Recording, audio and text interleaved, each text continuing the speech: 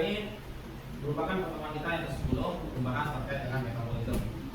Nah, kalau kita berbicara masalah metabolisme, ada dua sebenarnya metabolisme itu, yaitu dalam proses katabolisme dan juga anabolisme. Nah, serangkaian dari dua proses itu merupakan bagian yang penting di dalam proses pertumbuhan dan perkembangan tubuh yang bertumbuhan.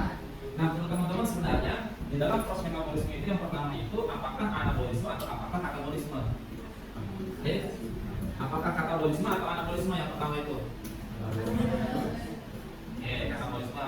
Sebenarnya anabolisme itu apa, teman-teman? Anabolisme.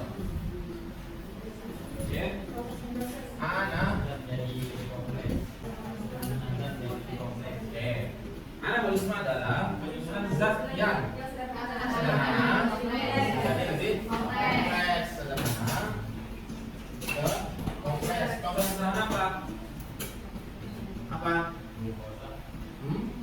Apa kira-kira? Apa kira-kira? Apa bahan dari proses dari metabolisme anabolisme? Apa? Air. Apa? H2O atau air ini. Dan apa lagi? Cahaya.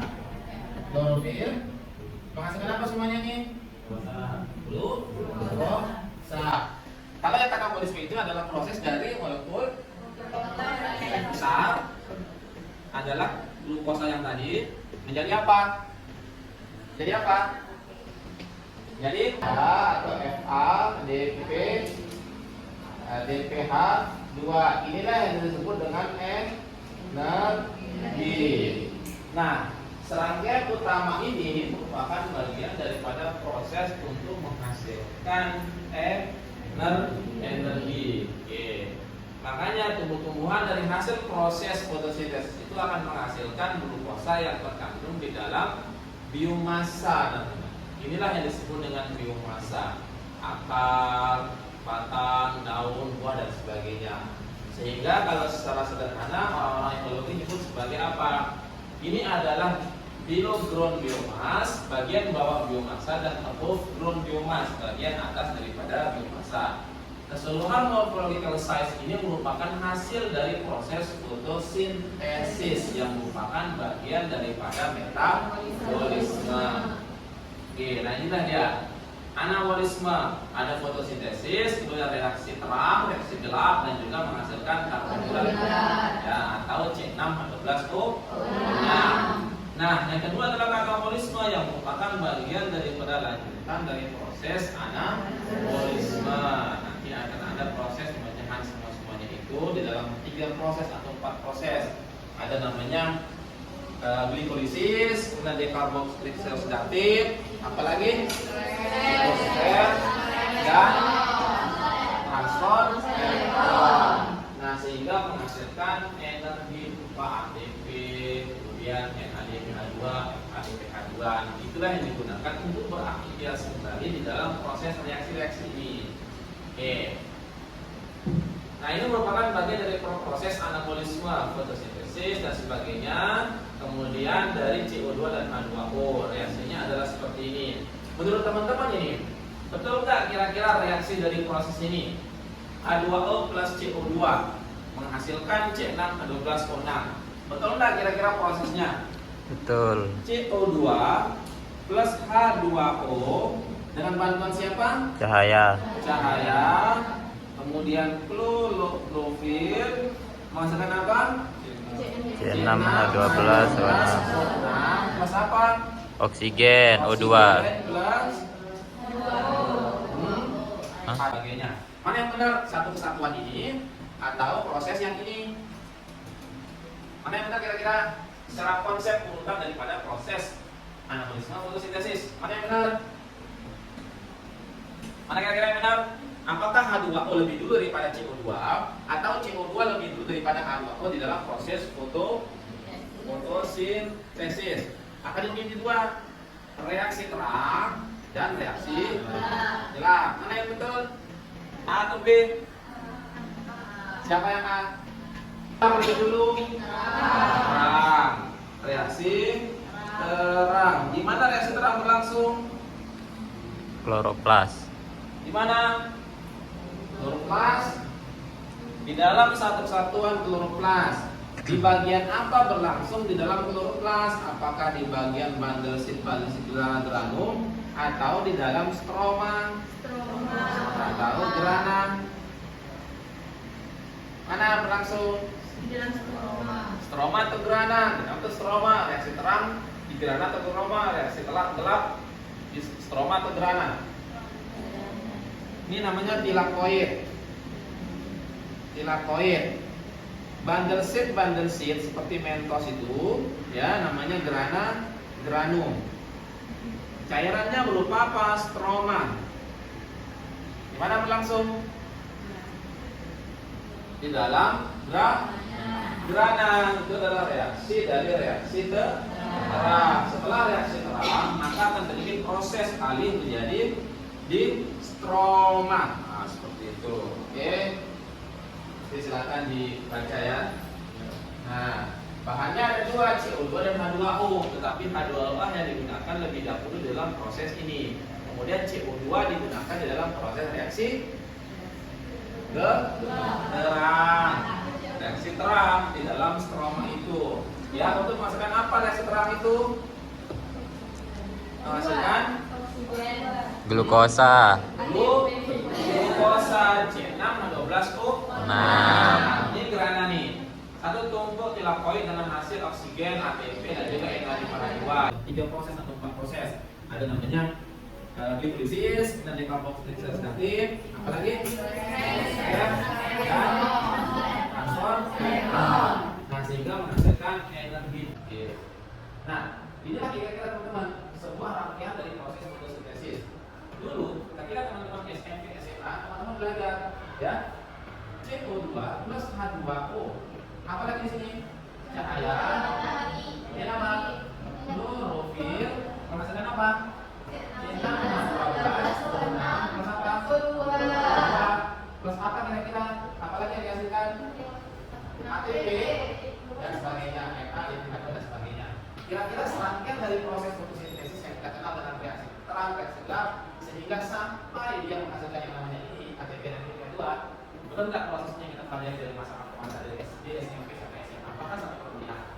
Ada pernah teman-teman berpikir untuk mengoreksi sebuah dari pernyataan rumus ini? Pernah nggak teman-teman? Hah? Kenapa teman-teman tidak pernah mengoreksi ini?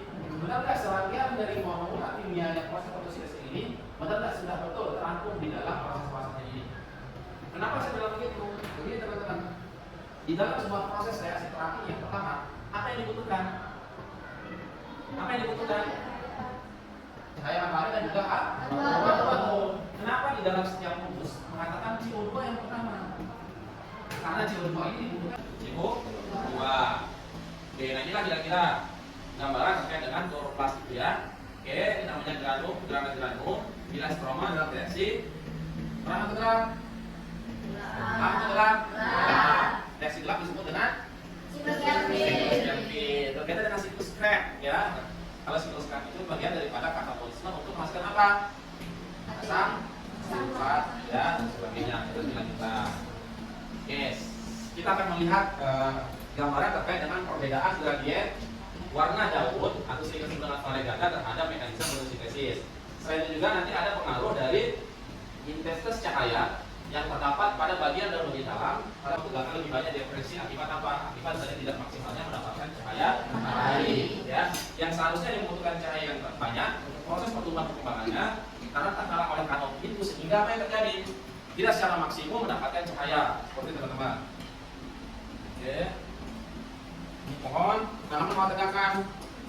Nah, ketika tanaman bawah tegakan ini terpengaruh oleh apa? Alam oleh cahaya matahari ini, maka dia tidak secara maksimum untuk mendapatkan cahaya dalam proses fotosintesis. Sehingga selain dari perbedaan gradien cahaya matahari itu dan juga terhadap perbedaan warna daun, kanopi juga mempengaruhinya.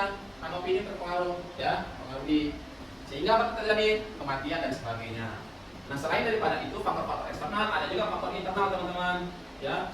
Faktor internal berupa apa? Berupa warna ada daun, ada yang warna merah, kemudian hijau, ada yang warna kuning, ada ungu dan sebagainya. Perbedaan ungu dan daun sebagainya ini mempengaruhi dari proses panjang gelombang yang dibutuhkan. Panjang gelombang normal berapa kira-kira teman-teman? Berapa panjang gelombang normal? P berapa? P 680 dan P 700. Inilah yang dibutuhkan di dalam proses fotosintesis reaksi 1 dan juga 2 di dalam reaksi terang atau gelap? Terang. Terang. Nah, ketika warna daun berbeda, apa yang terjadi? Panjang gelombang tentu akan berbeda. Tetapi pada daun hijau membutuhkan panjang gelombang P680 dengan P700 sehingga dia secara maksimum melakukan proses fotosintesis sehingga daun berwarna hijau sering kita sebut dengan apa? Memiliki kandungan Klorofil. Klorofil. Ini daun kucuk merah. Ya, banyak teman-teman lihat daun kucuk merah di sekitaran kawasan teman-teman.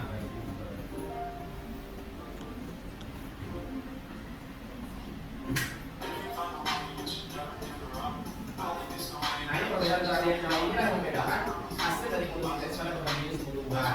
Ada yang punya daun kuning, ungu dalam bentuk tumbuhan yang sama. Oke.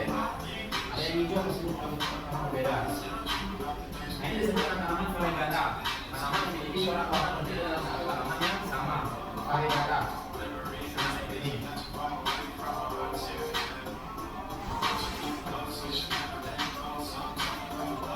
Nah, kita dengan tanggung merah. Ada yang pink, putih, dan hijau dalam tampilan daun.